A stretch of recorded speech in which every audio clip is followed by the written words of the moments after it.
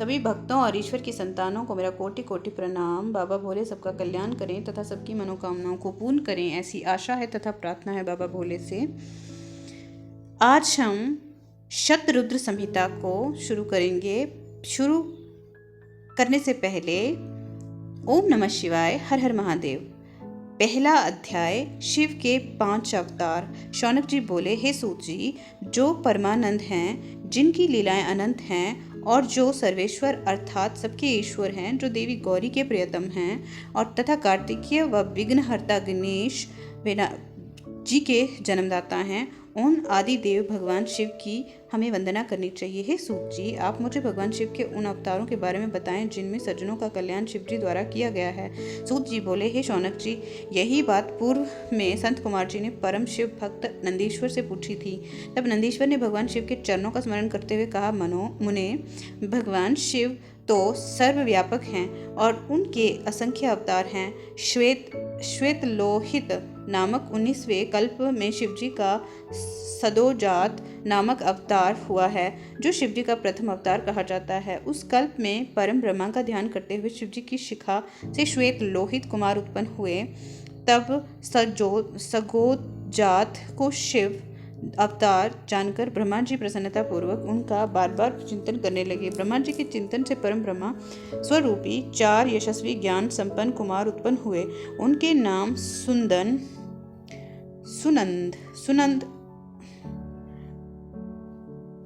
नंदन, विश्वनंदन और उपनंदन थे। तब सगोजात भगवान शिव ने ब्रह्मा जी को परम ज्ञान प्रदान किया तथा इस सृष्टि को उत्पन्न करने की शक्ति उन्हें प्रदान की। तत्पश्चात रक्त नामक 20वां कल्प आया। इसमें ब्रह्मा जी का शरीर रक्त वर्ण हो गया था। इस प्रकार ध्यान करते हुए उनके मन में अचानक पुत्र प्राप्ति का विचार आया। उसी समय उन्हें एक पुत्र प्राप्त हुआ। उसने लाल रंग के कपड़े पहन रखे थे तथा उसके सभी आभूषण और आंखें भी लाल ही थीं। तब उस पुत्र को भगवान शिव का दिया हुआ प्रसाद जानकर ब्रह्मा जी बहुत प्रसन्न हुए। उन्होंने भगवान शिव की स्तुति करनी आरंभ कर दी। उस लाल वस्त्रधारी के विरज, विवाह, विशाख और विश्वभान नाम के 4 पुत्र हुए। तत्पश्चात वामदेव भगवान शिव ने ब्रह्मा जी को सृष्टि की रचना करने की आज्ञा प्रदान की। इसके बाद 21वां कल्प आया, जिसमें ब्रह्मा जी ने पीले वस्त्र धारण किए। पुत्र कामना का ध्यान करते हुए ब्रह्मा जी को एक महान तेजस्वी दीर्घ भुजाओं वाला पुत्र प्राप्त हुआ। उस पुत्र को ब्रह्मा जी ने अपनी बुद्धि और से तत्पुरुष शिव समझा। तब उन्होंने गायत्री का जाप आरंभ किया। देवी गायत्री एक शिव कृपा से उस पीत वस्त्रधारी दिव्य कुमार के अनेकों पुत्र हुए। उसके पश्चात शिव नामक कल्प हुआ। इससे ब्रह्मा जी के हजारों वर्षों द्वारा एक दिव्य कुमार की प्राप्ति हुई। एक बालक काले रंग का था। उसने काले कपड़े, काली पगड़ी और सभी वस्तुएं काले रंग की धारण कर रखी थी। तब इस अघोर तथा घोर पराक्रमी कृष्ण एवं अद्भुत दिवेश को देखकर ब्रह्मा जी ने प्रणाम किया। फिर ब्रह्मा जी उनकी स्तुति करने लगे। उस कृष्णावर्णी कुमार के कृष्ण, कृष्णाशिक, कृष्णाशय और कृष्ण कंठधारी नामक 4 पुत्र उत्पन्न हुए। ये सभी तेजस्वी और शिव स्वरूप ही थे। उन्होंने ही ब्रह्मा जी द्वारा रची जा रही सृष्टि का विस्तार करने के लिए घोर नामक योग का प्रचार किया। तत्पश्चात परम अद्भुत शिव रूप नामक कल्प हुआ, जिसमें ब्रह्मा जी पुत्र की कामना से ध्यान मग्न थे। तभी उनके चिंतन से सिंहनाद करने वाली शिव रूपा सरस्वती प्रकट हुई। साथ ही परमेश्वर के 5वें अवतार भगवान ईशान भी प्रकट हुए, जिनका रंग स्फटिक के समान उज्जवल था और उन्होंने अनेक प्रकार के सुंदर रत्न आभूषण धारण किए हुए थे। तब उन ईशान की जट्टी, मुंडी, शिखंडी और अर्धमुंड नामक 4 पुत्र हुए। इन बालकों ने भी योग का मार्ग अपना लिया। इस प्रकार मैंने जगत की हित कामना से भगवान शिव से के सदोजात नामक अवतार एवं शिवजी के ईशान पुरुष, घोर, वामदेव और ब्रह्मा नामक 5 मूर्तियों के बारे में बताया। जो मनुष्य श्रद्धा भाव से भगवान शिव के इस अवतार को सुनता या पढ़ता है, वे इस संसार में सुख भोगकर परम गति को प्राप्त होता है। दूसरा अध्याय, शिवजी की अष्ट मूर्तियों का वर्णन। नंदीश्वर बोले, हे महामुने, अभी मैंने आपको भगवान शिव के श्रेष्ठ अवतारों के बारे में बताया जो सुखदाता और परम कल्याणकारी हैं। अब मैं आपको देवादिदेव महादेव जी की 8 मूर्तियों के विषय में बताता हूँ। मुने, इस विश्व में भगवान शिव की प्रसिद्धि अष्ट मूर्तियाँ निम्न हैं। शर्व, भव, रुद्र, उग्र, भीम, पशुपति, ईशान और महादेव। ये 8 मूर्तियाँ सूत्र में मणियों की तरह पिरोई गई हैं। भगवान शिव की ये अष्ट मूर्तियाँ पृथ्वी, जल, अग्नि, वायु, आकाश, क्षेत्रज्ञ, सूर्य और चंद्रमा में अधिष्ठित हैं। शास्त्रों के अनुसार भगवान शिव का विश्वंभर रूप इस चराचर जगत को धारण करने वाला है। उन्हीं का भव रूप सलीलात्मक एवं समस्त जगत को जीवन प्रदान करने वाला है और संसार का पालन करता है एवं उसे चलाता है। यही तीसरी मूर्ति का उग्र रूप है। महादेव जी के आकाशात्मक रूप को भीम कहते हैं, जिससे राज समुदाय का भेदन होता है। भक्तवत्सल भगवान शिव का पशुपति रूप आत्माओं का अधिष्ठान करने वाला, संपूर्ण क्षेत्र में निवास करने वाला है। यही पशु एवं जीवों के पाश को काटने वाला है। महादेव जी का इस संसार को प्रकाशित करने वाला सूर्य रूप ईशान है और यही प्रकाश में फैला हुआ है। भगवान शिव का अमृतमय रश्मियों द्वारा तथा संसार को तृप्त करने वाला रूप महादेव के नाम से पुकारा जाता है। आत्मा देवादिदेव भगवान शिव का 8वां मूर्ति रूप है और अन्य मूर्तियों की व्यापिका है। भगवान शिव के इस अष्टमूर्ति स्वरूप के कारण ही पूरा संसार शिवमय है।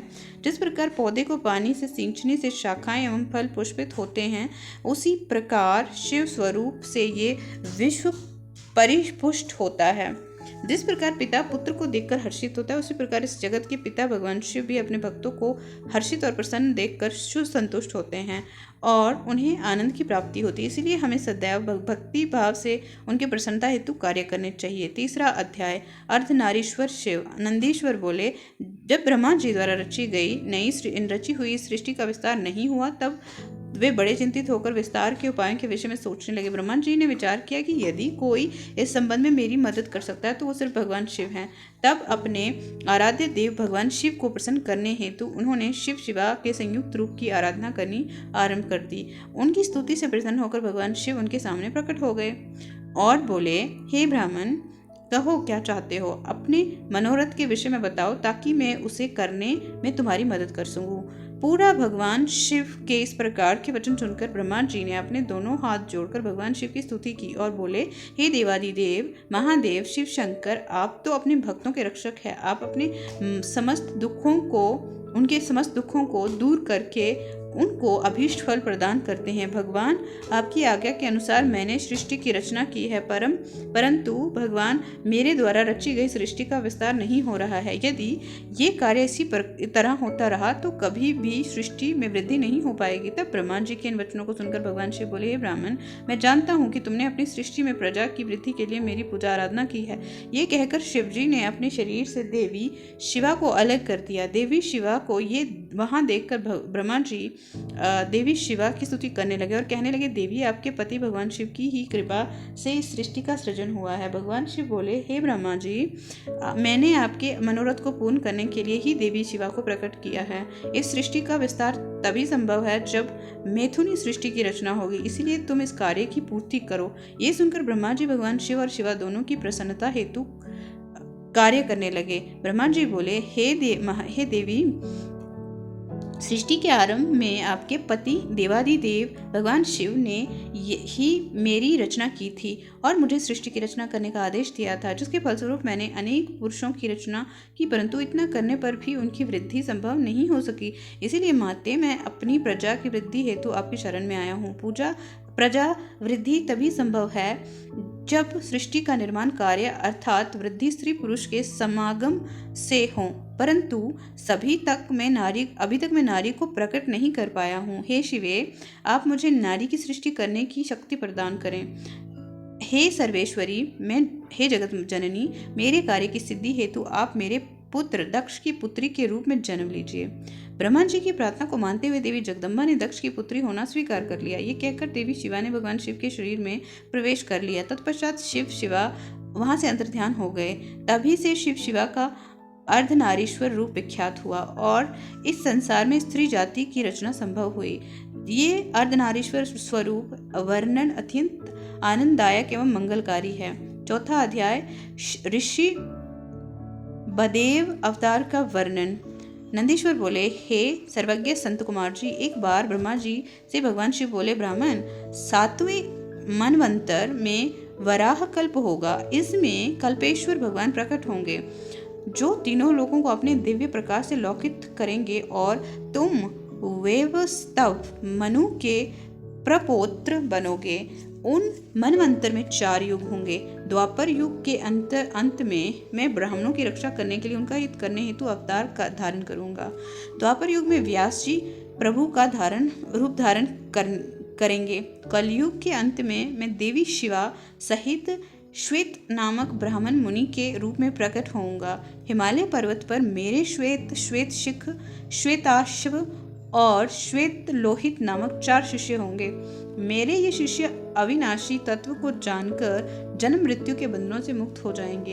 हिमालय के उच्च शिखर पर जब मैं अवतार लूंगा, उस समय ब्रह्मा जी मेरे शिष्य बनकर मुझसे अव्यय तत्व की शिक्षा लेंगे और मेरे परम भक्त बनकर मेरी आराधना करेंगे। द्वापर में प्रजापति सत्य की, तो कलयुग में सुतारी नाम से मुझे प्रसिद्धि मिलेगी।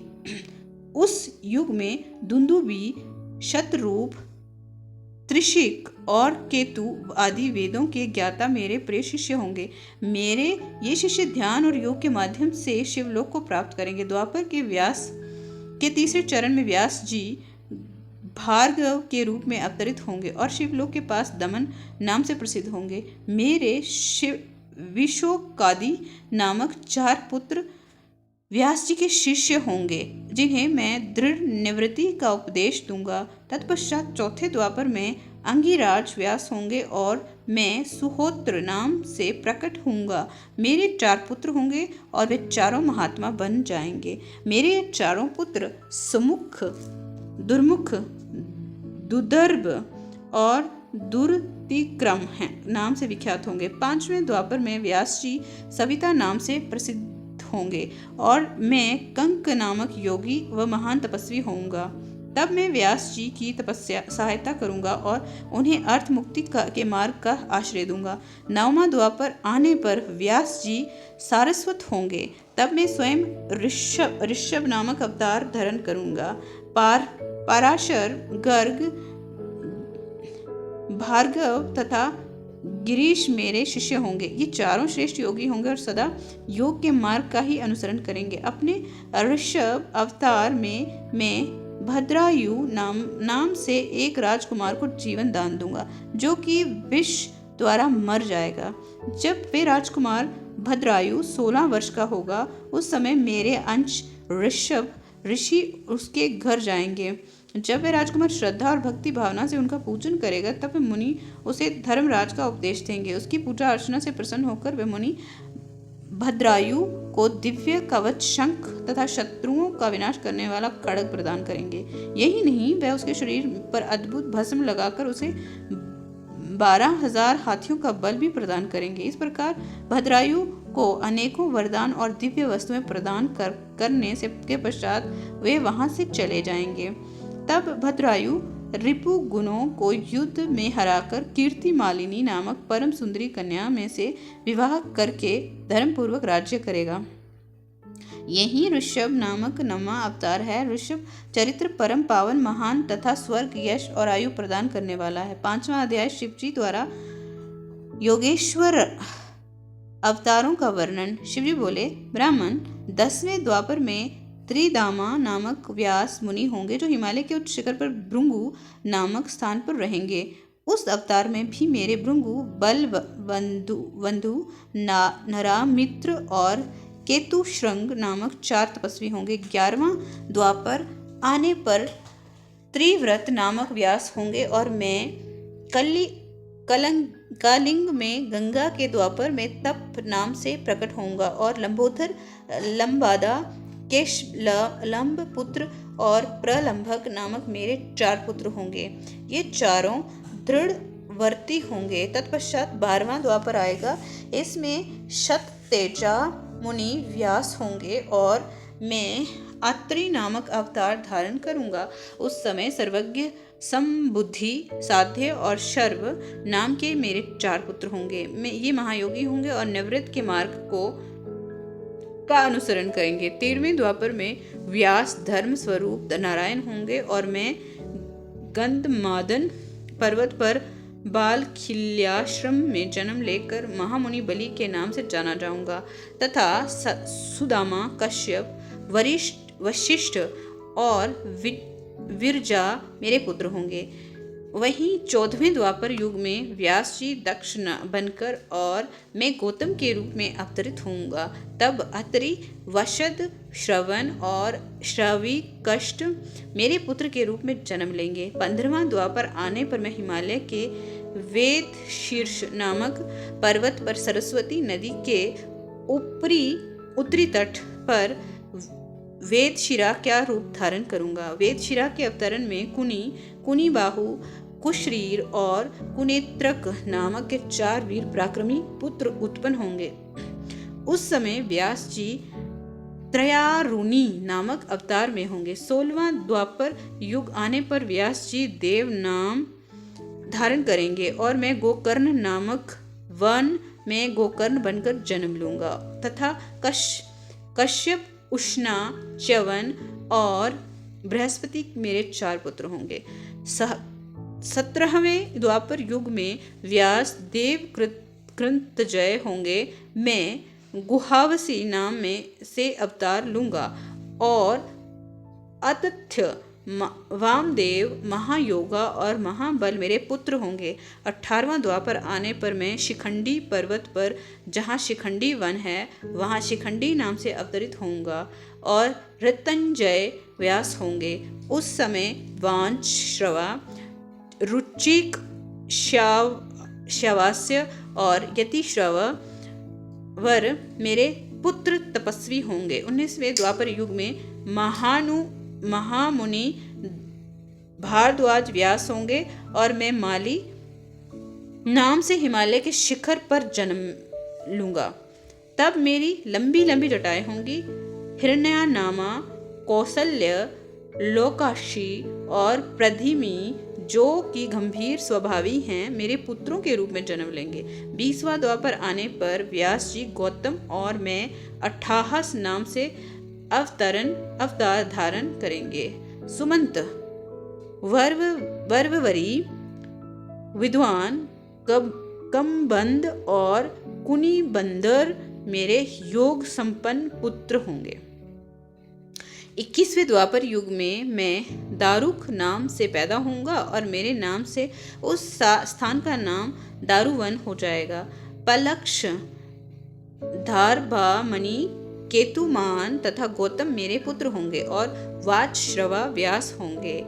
22वां द्वापर युग आने पर व्यास जी सुषमायन के रूप में अवतार लेंगे और मैं वाराणसी में लांगली भीम के अवतार के रूप में प्रकट होऊंगा। उस समय मुझ हलायुधधारी शिव का दर्शन सभी देवता करेंगे तथा बल्लरी, मधु, पिंग और श्वेत केतु मेरे पुत्र होंगे तथा वे धार्मिक रुचि रखने वाले होंगे। 23वें द्वापर में व्यास तृणाबिंदु मुनि होंगे। तब मैं कालिंजर नामक पर्वत पर श्वेत नाम से उत्पन्न होऊंगा और उशिक, बृहद्रशव, देवल और कवि नाम के 4 पुत्र होंगे। 24वें द्वापर में यक्ष व्यास होंगे। तब मैं शूली नामक महायोगी के रूप में जन्म लूंगा। शाली, होत्र, अग्निवेश, युवनाश्रव और शरदुसु मेरे पुत्र होंगे। जब 25वां द्वापर युग आएगा उस समय शक्ति नाम से व्यास अवतरण धारण करेंगे और मैं मुंडीश्वर नाम से प्रकट होऊंगा। 26वें द्वापर में पराशर व्यास होंगे और भद्रवट नगर से सहिष्णु के रूप में अवतरित होऊंगा।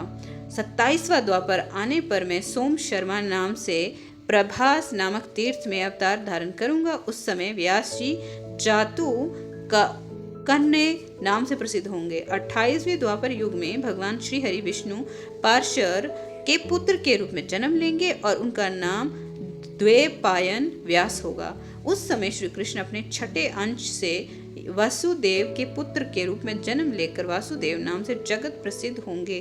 तब मैं